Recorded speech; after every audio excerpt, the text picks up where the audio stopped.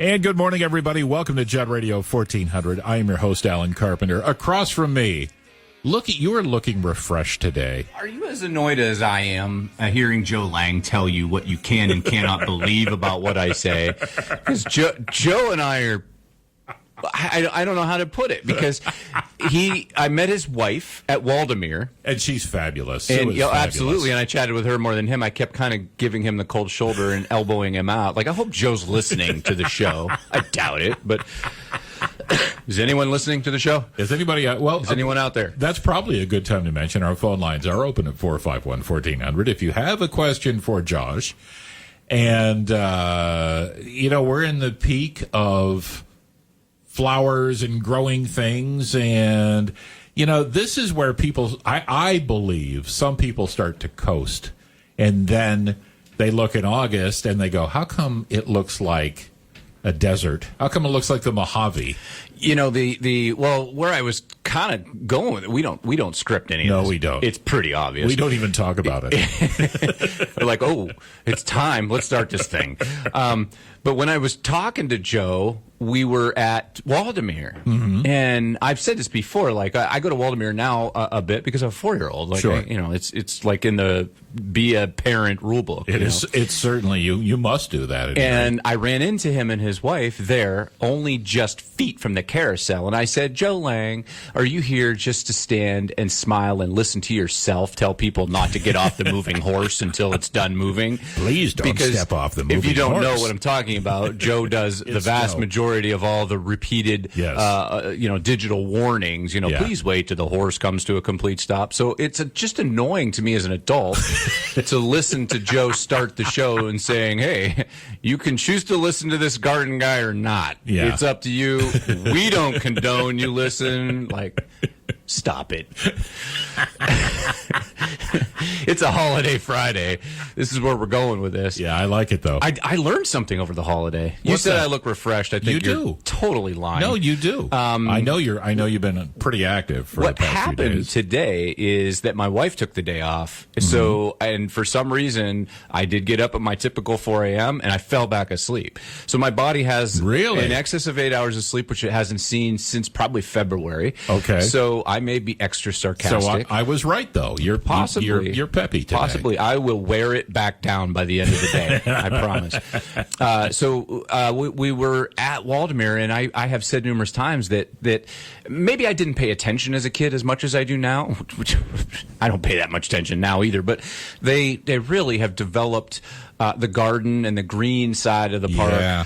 A little bit every year. I think they're doing a fantastic job now. And that being said, and none of the plant material that I'm aware of even comes from us. I don't honestly know where it comes from, but they do a wonderful job. Their greenscape has, because if you go to the Disneys and to Cedar Point and such, that part of the park ambiance is the crazy, nice, beautiful plantings. So they really are doing a great job over there. They have fountains and well kept area, but what I noticed is, and I talked about the lilies a couple weeks ago, is that you said that people start to coast this time of year, which is definitely the case. We've tried to change that a little bit at Stan's by doing our loyalty program, which is now, I don't even know, 18 years old. So when you buy, every time you buy product, you get $10 purchase, you get $1 back as your loyalty program. So July for us has become, especially the first few days of July and the last few days of July for the procrastinators, I guess. You get to use that loyalty loot that you've accrued. And sometimes people just do their gardening and they forget that they've accrued this. So they'll ask a staff member, hey, can you check my loyalty account? How much do I have? And they're like, oh, you have 672 loyalty. You didn't And they're know. like, holy beep. Yes. Where did I get all that from? Well, it does accumulate fast. I mean, that's a very generous program, really. So what this time of year is really common or popular for that keeps our parking lot full, really. I mean, we have quite a few patrons this time of year, is they're looking at the stuff that they typically wouldn't buy for themselves because it maybe is at a price point that they wouldn't splurge on. But you can use up to 50% in one purchase. So if you come in and you're like, I have all these loyalty points and I'm going to get. I really always wanted a fountain, maybe a small independent fountain, and it's $300. And I have all these points. You can use $150, so you're getting a $300 fountain for half off. Yeah, great just deal. using your points that you've earned from your gardening over the years. So July, we've promoted to not be a coast because it's really become that after the 4th. Like, oh, okay, Yeah. I'm done with this. I'm done with this. I'm done with Everything's this. planted. But Everything's good. The time of year that this is what I have my eye on right now. When I walked through the bank, the last show, I missed the last show. This Right. 2 weeks ago, I talked about the Asiatic lilies, the upright lilies, and now when I walked through the bank, there's a section of Crocosmia. Okay, most likely Lucifer. Okay, not named after me, and it is Or named after me when I light the candles in church. Yep, is a cascading kind of very interesting, very unique, very flowing. Because when you talk about good landscape design, you really get different parts of senses. And, the chefs will tell you you eat with your eyes and then with your nose and finally with your mouth. You know, Right. that they talk about using your senses when you observe something. That's why wine is, visual and then odor and then flavor and everything. So I see landscapes in a little bit of a different view, a little bit of a different character, and I like to dabble or salt and pepper, or I use the phrase because my customers that are my regulars always like to roll their eyes and shake their heads at all my analogies, talking about seedlings like little infant babies and, like teenagers, if you give money to them, how they, root systems. And of course, the famous kitchen sponge analogy. Yeah, the sponge, which I've is, been using. If someone else used that before me, I apologize. I've never heard it. I think that's yours. I'm taking it. It's intellectual property. Yeah. So working on the patent now. I'll go down to 300 State, top shelf up there, McDonnell Illig, and ask them if I can coin and patent fertilizer soil sponge. You should. You so should. And it'll be like, there's the door, sir. But right now, things that you plant in, and you want to talk about the coasting, what I get a lot in the spring, so much. And I feel bad. I truly feel bad because I can't help you. It was something that you needed to do preparing for this season. Lucifer is a perennial that you'll buy that is actually a tuber bulb, one of the two, I don't recall it. It's root borne that comes up this time of year, so we grow it in a container, and it is very, very easy to grow. But where I was going with my whole design thing is I like to look at a landscape, check the boxes of what you have. I have wet, heavy clay. I have gravelly, dry soil. I have whatever, it's full sun, it's full shade, it's drought, it's wet, what the exposure to winter is. Look at your check boxes. And then when you dabble something into that, we like to have different seasonal interests. So early in the season, you have some creeping phlox on the corner that kind of flows a little into the sidewalk. Then that's done. It's just green right now. Now you're talking about the beginning of July, and you're seeing Lucifer out there blooming. So I'm trying to get people out there to Google what the heck is Lucifer? Look at what Crocosmia is, because when you look at all these different plants in the perennial world, because this is kind of the time of year when you see so many more perennials. Not that there isn't Dicentra or your traditional bleeding heart or your Bellis, which is your English daisies, or that creeping phlox and the early forget-me-nots, myosotis, any of that material there. Not that doesn't have value, but right now it seems to me that perennials have so many more boxes checked with what's shining. You have leucanthemum, which is your Shasta daisy.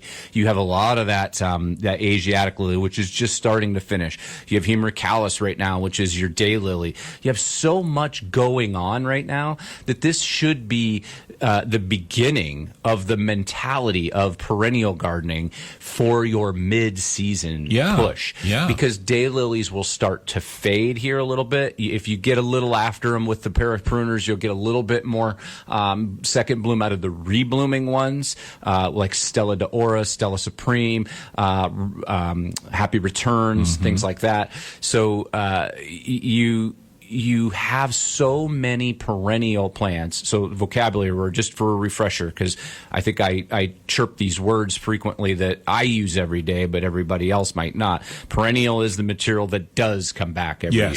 So a lot of people don't ever get that straight. And I get it. I understand. So they'll come in the greenhouse saying, "Hey, I'm looking for annuals. I don't see any." I'm like, "Well, they're everywhere." Yeah. Yes. And they mean perennials, which is kind of misleading, it's because misleading. you think annuals would come back annually, but Right. you have to plant them annually.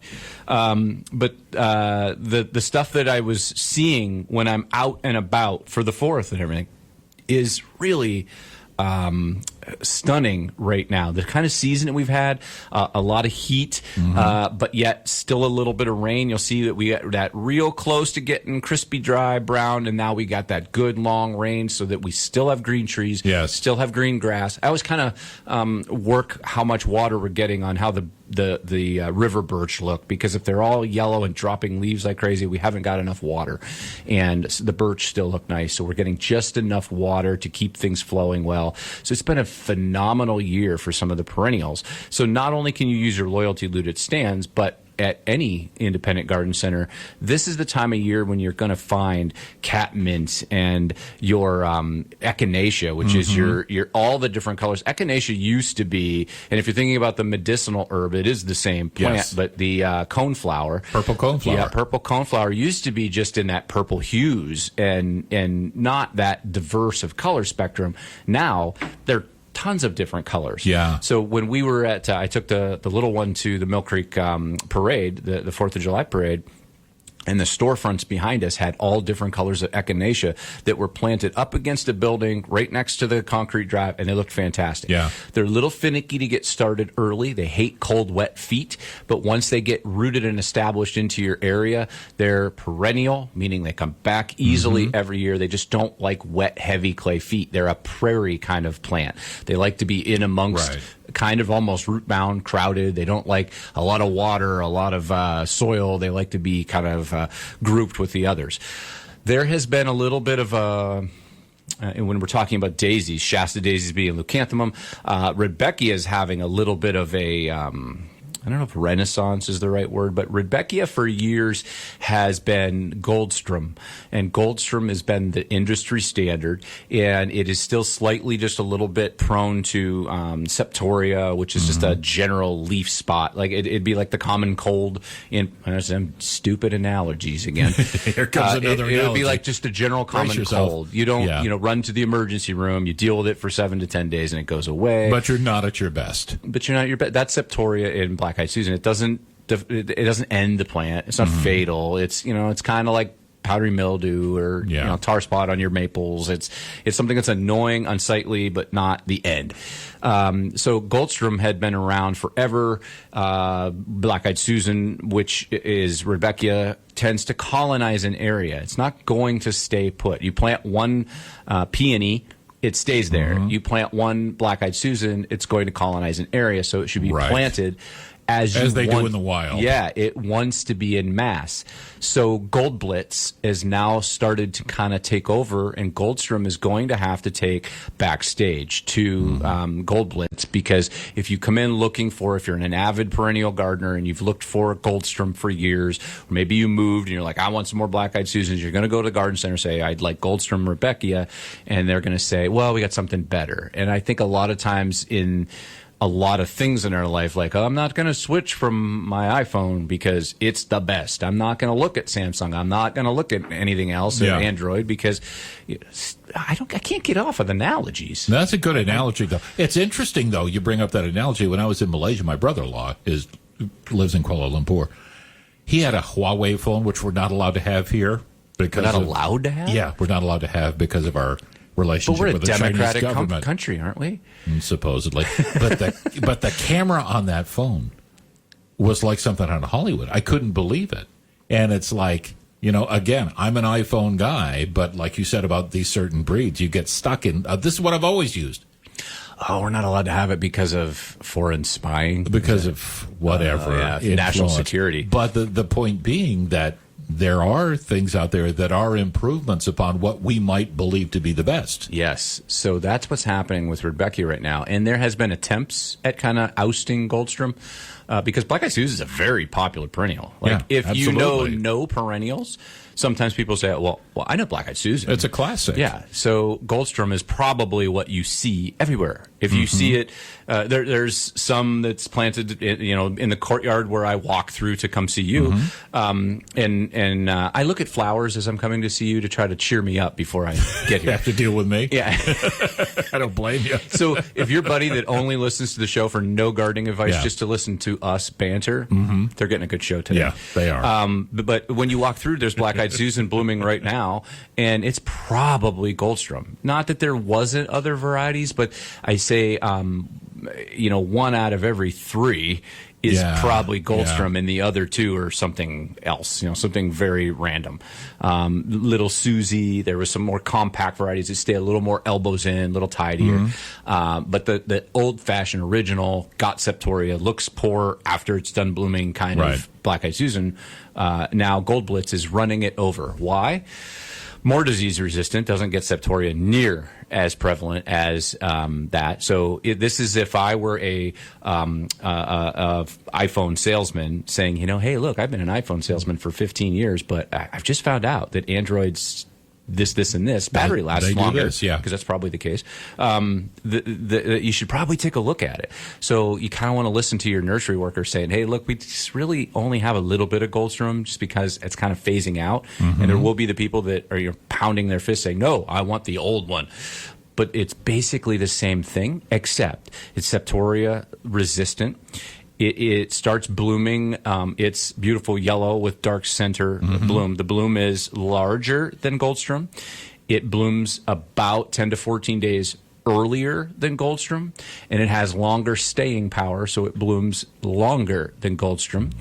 And it is very full. It's not rangy. You get some of the old-fashioned Rebecca. When they started to bloom, you got one rainstorm, and they looked a little tattered and tipped over. Yeah. It's a little stronger stem, a little bit more compact, so it looks nice and clean and fuller. So why grow Goldstrom anymore? That's where we're at from a perennial standpoint. Do people get the idea, though, and maybe part of the reticence to use something new, the idea that, well, I'm going to have to grow this differently? Because basically it's the same way you grew the old-fashioned one.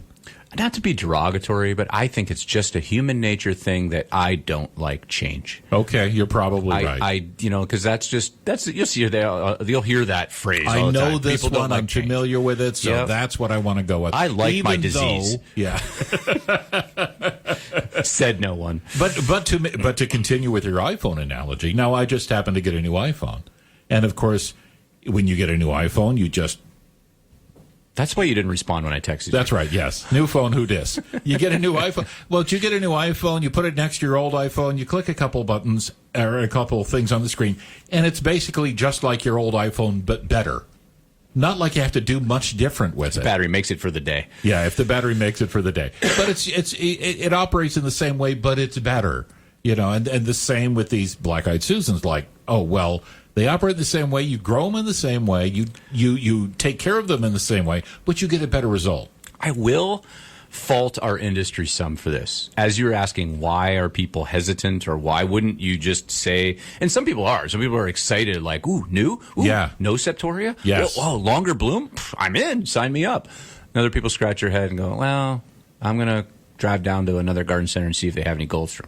Why? Gold Blitz is better. Yeah. It's hard for us to be like, hey, look, we did the homework for you. We're here so you don't have to do it. Exactly. But I think I'm going to fault our industry some in the sense that they are working so hard. They truly are. If you look behind the scenes at all the breeders and the companies that are chasing getting rid of bad diseases and making things better or different colors, or they are working relentlessly hard to try to better the industry. They are working way harder, and I promise you, even in the electronics holds on to something as long as they can before they say, okay, now iPhone came out with something better. Now we have to. It's kind of like the records in your music industry. Well, they're not good. They might have something canned that is ready to go. That's better than their last album, but they're going to ride that album for a little bit before they release. Plants are not doing that. They're actually the other way. They're releasing things too soon before it's necessarily anything the latest, greatest, and best. So there has become a little bit of consumer, what's the word? Not distrust, but maybe skepticism is the word. Skepticism. Little bit, because sometimes things come out that are simply chasing what another breed came up with. For instance, right now, I hope Ken, that we had on the show, is not listening, but Titan has been a phenomenal Vinca Rosa, which is a lot of people grow where they would love to have impatiens, but it's hot, direct, full sun. They're a very hot, very direct sun, very dry, loving bedding plant that works phenomenal. There is cascading varieties that do best in window boxes and hanging baskets. The best of that is not owned by the same seed company, and that's called the Cora series, Cora. Cora has a bedding plant upright growing version, and they have a Cora cascading. Titan is coming out with one trying to match it called Titanic. That is supposed to be cascading Titan. And all accounts in the industry are saying, wait a couple years, it's not there yet. Okay. Cora is still better cascading, still a little bigger bloom, a little earlier bloom, because Vinca generally takes heat, hot, direct sun. So early, quicker bloom is hard or desirable in where we live because we're so cool and dark early. So we don't want to wait till September for it to bloom. So all accounts is, yes, they've released Titanic. A portion of the industry is going to jump on it thinking it's its latest, greatest, best, but it hasn't quite reached the stage of Cora yet. Stick with Cora until we tell you.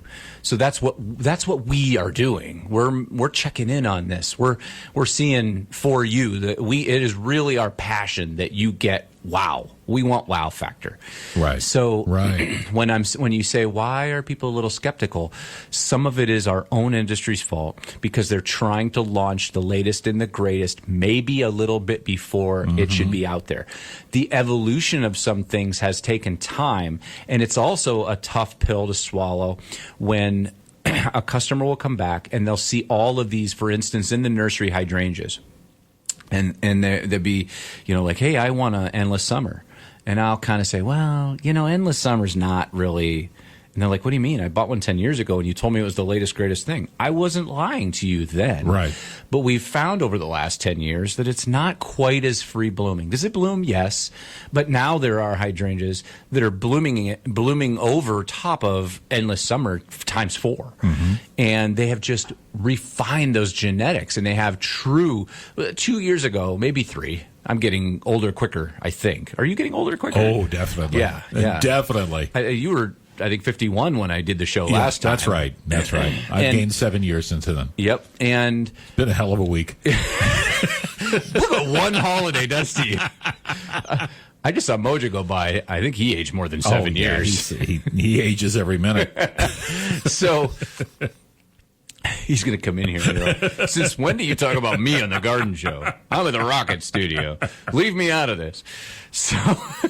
So 3 years ago, I'll say, they had Summer Crush, which was the reddest, most compact, most floriferous. I know you like that word. I love that most word. Most floriferous red hydrangea. Most of the macrophylla, or the big leaf hydrangeas, they sway. You get the acidic soil, you get the blue, you get the alkaline or sweet, high pH soil, you get pink. So the red was more stable. You could change to see how dark it got if you went acidic, or it would be a little lighter red if you went alkaline, but it was red. And now, 3 years in the market, that's not the talk anymore. Summer Crush is still beautiful, still available, still red, but now there's other reds out there that have run it over. Cherry Pops, I think, is one going on right now that is, even darker red.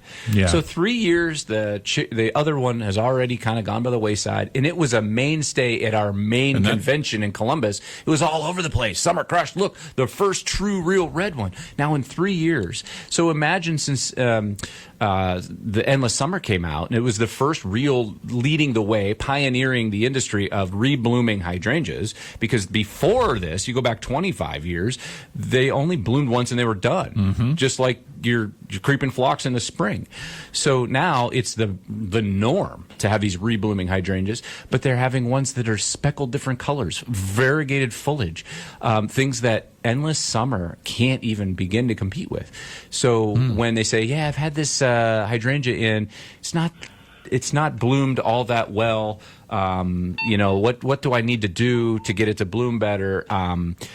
It's the fact that you could go ahead and just yank it out and put in a modern one. It's just get yourself a new cell phone. But all this conversation really points to the fact of the quality of the garden center you choose to go to, because there are garden centers where they're just trying to sell a certain product, and there are garden centers where they're trying to make sure you have the best experience. And if you are, and you're not like Josh, you're not a pro, and you're going, well, why is this better? There are places that can't explain to you why certain ones are better because they really don't understand the way your staff does. The vast majority of things like, and I don't want to discredit them because there are some staff that do know plant materials, but in the corporate nature of the box store, they're unfortunately using some of the green goods as a lost leader, if you will. Absolutely. Or just, if you don't know that term, an advertising point to say, look, we have 4-foot arborvitaes for $19.99, which probably cost them $21.50.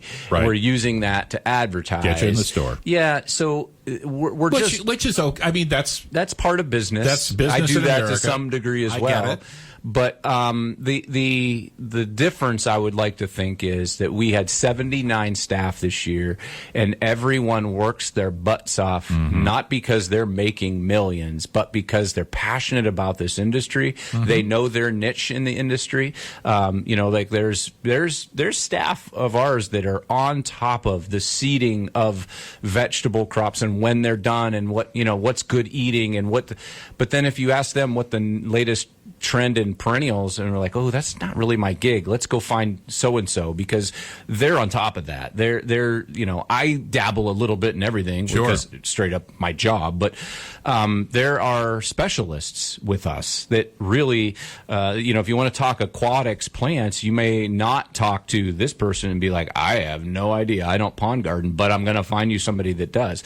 So I'd like to think the difference is that we have so many staff that are so passionate about so many different things that if we don't know the answer, we're curious and we're going to go try to find out for you and I. Right. There is times when we can pass you around to 6 people and be all of a sudden like, we really don't know that.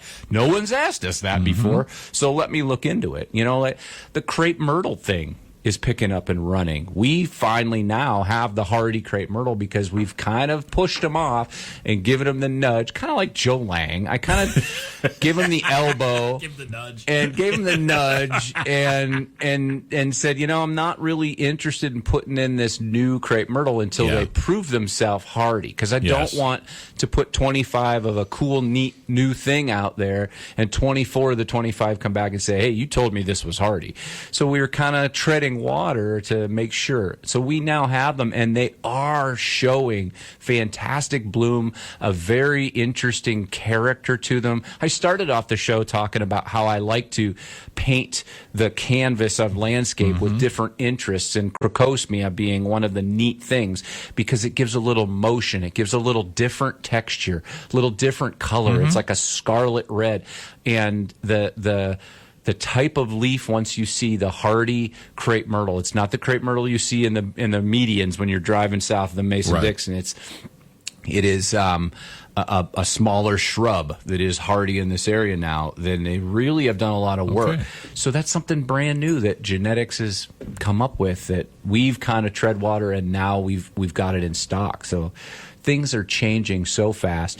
This is the time of year and season when you can take advantage of your loyalty points, and you can watch all those perennials in their thriving environment right now. Sounds good, Josh. With that, we are plumb out of time, my friend. No more sarcasm? No more sarcasm. Well, save some for next Friday. I will. Make a note on your phone. I don't need to note this. Jet Radio 1400.